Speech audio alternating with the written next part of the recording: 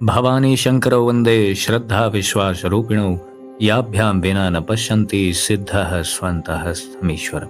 हर हर महादेव।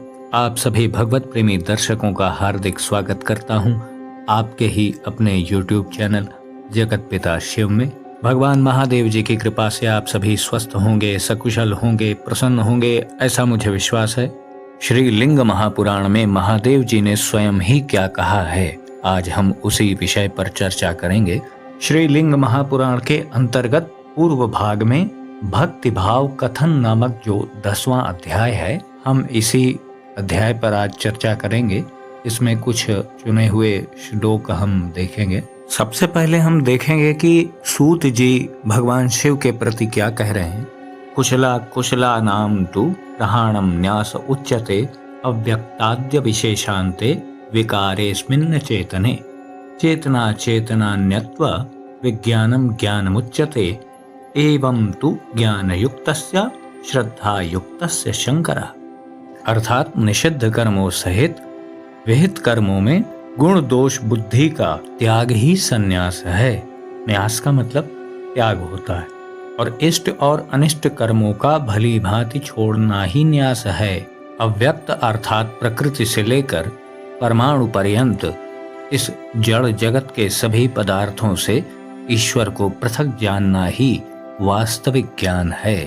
प्रसीदति न संदेहो धर्मश्चायं द्विजोत्तमाः किंतु गुह्यतमं वक्षे सर्वत्र परमेश्वरे भवे भक्तिर्न संदेहस्तया युक्तो विमुच्यते अयोग्यस्यापि भगवान भक्तस्य परमेश्वरः। अर्थात इस प्रकार के ज्ञान तथा भक्ति से संपन्न पुरुष के ऊपर भगवान शंकर अवश्य प्रसन्न होते हैं, इसमें कोई संशय नहीं है और वास्तव में यही धर्म है। परम गुह्य रहस्य क्या है, अब मैं आप लोगों को वह बताता हूँ। सर्वव्यापी परमेश्वर शिव में भक्ति रखनी चाहिए। उस भक्ति से युक्त प्राणी निःसंदेह मुक्ति प्राप्त कर लेता है। प्रसीदति न संदेहो निग्रह्य विविधम तमः ज्ञानमध्यापनम होमो ध्यानम यज्ञस्तपः श्रुतम दानमध्यायनम सर्वं भवभक्त्यै संशयः चंद्रायण सहस्त्रैश्च प्रजापत्यशतैस्तथा। अर्थात पात्रता न होने पर भी उनकी परम भक्ति से युक्त प्राणी के विविध अज्ञान रूप अंधकारों को दूर करके महेश्वर शिव उस पर प्रसन्न हो जाते हैं, इसमें संदेह नहीं है। ज्ञान, अध्यापन, होम, ध्यान, यज्ञ, तप, वेद, दान, अध्ययन, ये सभी शिव की भक्ति प्राप्त करने के साधन हैं, इसमें लेश मात्र भी संदेह नहीं है। मासोपवासैश्चान्यैर्वा भक्तिर्मुनिवरोत्तमाः अभक्ता भगवत्यस्मिन् लोके गिरिगुहाशये पतन्ति चात्मभोगार्थं भक्तो भावेन मुच्यते भक्तानां दर्शनाद्देव नृणां स्वर्गादयो द्विजाः। अर्थात हजारों चंद्रायण तथा सैकड़ों प्रजापत्य व्रतों, मास पर्यंत किए गए उपवासों तथा अन्य अनुष्ठान आदि की अपेक्षा शिव भक्ति ही श्रेष्ठ है। भगवान शिव की भक्ति से हीन प्राणी स्वर्ग आदि की प्राप्ति के लिए अनेक विधि कर्मजाल में फंसकर गहन गिरी गुहा रूपी इस मृत्युलोक में बार बार गिरते रहते हैं, किंतु भक्ति भाव से युक्त प्राणी मुक्त हो जाता है। ये सभी बातें श्री सूत जी बता रहे हैं। आगे देखिए वो क्या कहते हैं। न दुर्लभा न संदेहो भक्तानां किं पुनस्तथा ब्रह्मा विष्णु सुरेन्द्राणां तथान्येषामपि स्थितिः भक्त्या एव मुनीनां च बल सौभाग्यमेव च भवेन च तथा प्रोक्तम संप्रेक्ष्यो मां पिनाकिना। अर्थात भगवान शिव के भक्तों के दर्शन मात्र से प्राणियों को स्वर्ग आदि लोक सहज ही सुलभ हो जाते हैं, तो फिर साक्षात शिव भक्तों के विषय में क्या कहना। इस वास्तविकता में कोई संदेह नहीं है। ब्रह्मा विष्णु इंद्र तथा अन्य देवता शिव भक्ति के द्वारा ही उत्तम पद को प्राप्त हुए हैं। इसी प्रकार मुनियों का भी बल तथा सौभाग्य शिव भक्ति के कारण ही है। देव्य देवेन मधुरम वाराणस्यां पुरा द्विजाः अभिमुक्ते समासीना रुद्रेण परमात्मना रुद्राणी रुद्रमाहेदम लब्ध्वा वाराणसी पुरीम केन वश्यो महादेव पूज्यो दृश्यस्त्वमीश्वर। अर्थात हे ऋषियों, सूत जी अन्य ऋषियों से ऐसा कह रहे हैं जिनको ये कथा सुना रहे हैं। हे ऋषियों, प्राचीन काल में देवाधिदेव पिनाकी शंकर ने उमा को लक्ष्य करके वाराणसी में उनसे जिस मधुर प्रसंग का वर्णन किया था, वही मैं भी आप लोगों से कह रहा हूँ। अब ये मुक्त क्षेत्र वाराणसीपुर में आकर भगवान शिव के साथ विराजमान भगवती रुद्राणी ने उन भगवान रुद्र से यह पूछा, केन वश्यो महादेव पूज्यो दृश्यस्त्वमीश्वरः तपसा विद्यया वापि योगेनेह पद प्रभो। अर्थात माता पार्वती जी ने पूछा, हे महादेव, तप, विद्या, योग आदि किस साधन से आप वश में होते हैं, पूजित होते हैं तथा दर्शन देते हैं? हे प्रभु, मुझे बताइए। तब देवाधिदेव महादेव ने माता पार्वती जी से कहा कि ठीक यही प्रश्न ब्रह्मा जी ने भी मुझसे पहले किया था, तो जो ब्रह्मा जी को बताया था वही हे देवी मैं तुम्हारे प्रति भी कहता हूँ। ध्येयो लिंगे त्वया दृष्टे विष्णुना पयसाम निधौ पूज्यः पंचास्य रूपेण पवित्रये पंचभिर्द्विजये।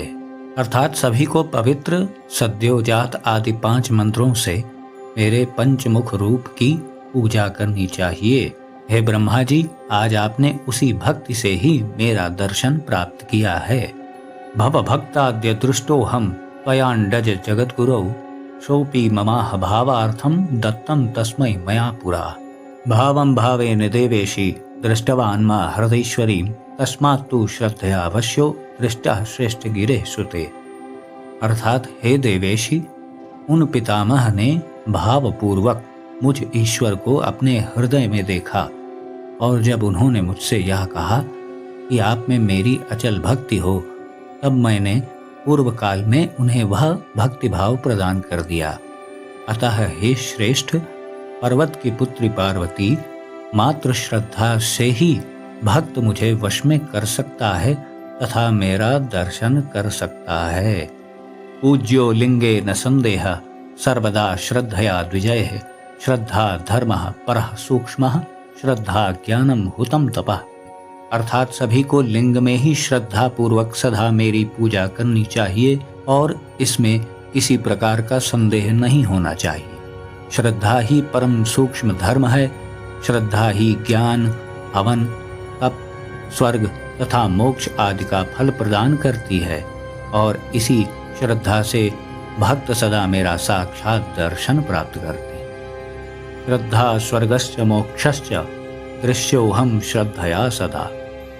अर्थात इसी श्रद्धा से भक्त सदा मेरा साक्षात दर्शन प्राप्त कर सकते हैं। तो आप देख सकते हैं कि भगवान महादेव जी ने क्या बताया, अपनी भक्ति में महत्वपूर्ण क्या चीज बताई उन्होंने। और कहा भी गया है कि श्रद्धा सत्यमाप्यते। आपके अंदर कितनी सत्यता है, इस बात का प्रमाण आपकी श्रद्धा से लगता है।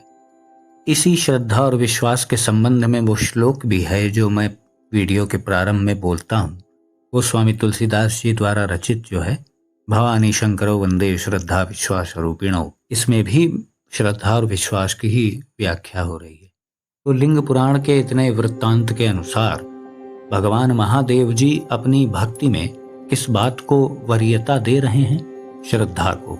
सबसे महत्वपूर्ण चीज वही है। श्रद्धा ही उनके तक पहुंचने का एक बहुत ही बड़ा माध्यम है, उन तक पहुंचने का एक पुल है, एक सेतु है। इसमें किसी को कोई संदेह भी नहीं है। किंतु इसमें एक समस्या कभी कभी आ जाती है कुछ लोगों को, जब भावातिरेक हो जाता है, जब वो श्रद्धा भाव का अतिक्रमण कर लेते हैं। बात बात पर वो ये अक्सर कहते रहते हैं कि बस सबसे महत्वपूर्ण तो श्रद्धा है, पूजा करो, पाठ करो, कोई ज़रूरी नहीं है, भौतिक सेवा करो, प्रकट सेवा करो, कोई आवश्यक नहीं है, हाँ श्रद्धा होनी चाहिए। बस हर बात पे यही रट लगाए रहते हैं। तो ये जान लीजिए कि प्रकट सेवा जो नहीं करते तो उनमें सेवा भाव कभी जागृत भी नहीं होता है। और बात बात पे श्रद्धा श्रद्धा कह करके अपने कर्मों से, अपने कर्तव्यों से पीछा छुड़ाना, ये बिल्कुल भी श्रद्धा नहीं है। श्रद्धा भाव तब महत्वपूर्ण हो जाता है जब कोई साधक है, भक्त है, जो बहुत निर्धन है, जो बहुत उच्च स्तर की सेवा प्रभु की नहीं कर पा रहा है, तो वहाँ प्रभु देखते हैं कि उसके हृदयस्थ श्रद्धा कितनी है, कैसा भाव है, तो वो ईश्वर के लिए महत्वपूर्ण है। और महादेव तो वैसे भी त्यागियों के त्यागी हैं, आपको पता है। उनको भला किसी भौतिक वस्तु की क्या आवश्यकता होगी, वो बस उसके पीछे का भाव देखते हैं, उसी भाव का पान करते हैं, उसी भाव के तहत वो भक्तों के अधीन हो जाते हैं। अन्य देवताओं के संबंध में तो कहा गया है कि मंत्राधीनम च देवता, यानी देवता मंत्रों के अधीन होते हैं, लेकिन भगवान महादेव के लिए तो बस श्रद्धा ही पर्याप्त है, किसी मंत्र की आवश्यकता ही नहीं, केवल भावपूर्ण चिंतन ही पर्याप्त है। उसी से भगवान महादेव जी प्रसन्न हो जाते हैं। और अभी भगवान महादेव जी ने कहा भी कि समस्त जप तप यज्ञ अनुष्ठान पूजा आराधना इन सब का फल ही श्रद्धा की वजह से मिलता है। तो हमें ये बिल्कुल ही स्पष्ट हो जाना चाहिए अब कि श्रद्धा का क्या महत्व है। यदि आप भांति भांति की पूजन सामग्री जुटा लें, बहुत वैभवपूर्ण मंदिर बना लें, बहुत अच्छा श्रृंगार कर लें, खूब महंगे आभूषण प्रभु के लिए बनवा लें, लेकिन यदि श्रद्धा आपके पास नहीं है तो सब कुछ व्यर्थ है। और यदि आपके पास भगवान को चढ़ाने के लिए सिर्फ 2 फूल हैं, 2 बताशे हैं, लेकिन श्रद्धा आपके पास बहुत है, तो समझ लीजिए कि प्रभु की दृष्टि में श्रेष्ठ भक्त तो आप ही होंगे। पदार्थों से जो प्रभु का पूजन करते हैं और उसका कर्ता भाव रखते हैं, तो ऐसा नहीं है वो भी ये ना सोचें कि उन्हें कोई फल नहीं मिलेगा, सब शून्य हो जाएगा। ऐसा नहीं है, क्योंकि कर्ता भाव के द्वारा किया गया जो वो पूजन है, जो षोडशोपचार आदि पद्धति से या विभिन्न प्रकार की सामग्रियां प्रभु को अर्पित करके जो मन में ये सूक्ष्म भाव रहता है कि मैंने प्रभु को ये अर्पित किया, तो उसका फल मिलता है। कर्ता भाव वाले हिसाब में उसका फल भी मिलता है, लेकिन श्रेष्ठ फल तो जो श्रद्धा संपन्न है उसे ही मिलता है। इसमें कोई सीमा तो है नहीं। कोई भी बहुत धनवान व्यक्ति भी बहुत श्रद्धा संपन्न हो सकता है, कोई निर्धन भी हो सकता है, लेकिन है यही महत्वपूर्ण चीज। चाहे आप कोई साधना कर रहे हों या दैनिक पूजा कर रहे हों या आप मंदिर जा रहे हों, किसी तीर्थ स्थान पे जा रहे हों, हर जगह ही श्रद्धा की अपेक्षा रहती है। बस इतना अवश्य है कि अपनी श्रद्धा का अनावश्यक प्रदर्शन नहीं करना चाहिए, उसे गुप्त रखना चाहिए। श्रद्धा का संबंध हमारे अंतःकरण से है। अंतःकरण चतुष्टय यानी मन, बुद्धि, चित्त और अहंकार। उसका भौतिक जगत में प्रदर्शन, बाहर उसका दिखावा करना, उससे कोई लाभ नहीं होना है, उल्टा हानि होने की ही संभावना रहती है। लेकिन इस श्रद्धा की आड़ लेकर के विधि निषेधों की अवहेलना करना वो भी गलत है। इसका ये बिल्कुल भी मतलब नहीं है कि आप साधना संबंधी नियमों को ना माने या सिर्फ यही कह दें कि बस श्रद्धा ही महत्वपूर्ण है और यही कह करके आप सभी महत्वपूर्ण नियमों को ताक पे रख दें। ये बिल्कुल भी उचित नहीं है।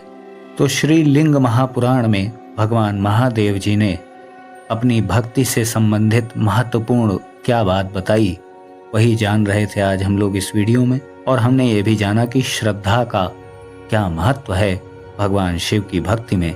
आशा है जो भी जानकारी मैंने आपको दी वो आपको पसंद आई होगी। यदि वीडियो पसंद आया हो तो इसे लाइक करें, अपने मित्रों बंधु बांधवों के साथ शेयर करें और चैनल पे अगर पहली बार आए हों तो इसे सब्सक्राइब करें और बेल आइकन को भी अवश्य प्रेस कर दीजिएगा। भगवान नागेश्वर जी से मैं ऐसी प्रार्थना करता हूँ कि वो आप सभी को सदा सुखी, स्वस्थ और ऊर्जावान बनाए रखें। मिलते हैं अगले वीडियो में एक नई और उपयोगी जानकारी के साथ। तब तक के लिए आप सभी भगवत प्रेमी भक्तों को हर हर महादेव।